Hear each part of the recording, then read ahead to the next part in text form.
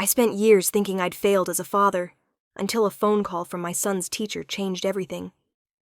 I used to dread the 3 p.m. phone call. My son, Jackson, he was a handful. He was that kid in the 5th grade who had a permanent seat in the principal's office. He was loud, he was impulsive, and honestly, I was starting to think I'd failed as a dad. Last Friday, my phone buzzed. It was his teacher, Mrs. Gable. I sighed, rubbed my eyes, and braced myself for the Jackson got into a fight speech. But when I picked up, Mrs. Gable sounded like she was choking back tears. I said, "I'm so sorry, Mrs. Gable. Just tell me how much the window costs, or who I need to apologize to." There was a long pause. Then she said, No, you don't understand. I'm calling because of what Jackson did at lunch today. Apparently, there's a new kid in class named Leo. Leo is different. He's super quiet, stays in the corner, and wears the same faded hoodie every single day. At lunch, a group of the cool kids decided it would be funny to grab Leo's backpack. They started tossing it around like a football, laughing while Leo just stood there, eyes on the floor, looking like he wanted to vanish into the tile. The whole cafeteria was watching. Nobody moved. Suddenly, Jackson stood up. My kid, the one who usually started the trouble, walked right into the middle of the circle. He caught the bag mid-air. The other kids stopped, grinning, waiting for Jackson to join in on the joke. Instead, Jackson walked over to Leo, handed him the bag, and sat down right next to him. He looked at the other boys and just said, "This is my seat now. Anybody got a problem with that?" One by one, the cool kids just walked away, and for the rest of lunch, Leo finally had someone to talk to. I sat in my car for 10 minutes after that call, just crying. It turns out my troublemaker was actually a leader. He just needed a reason to stand up.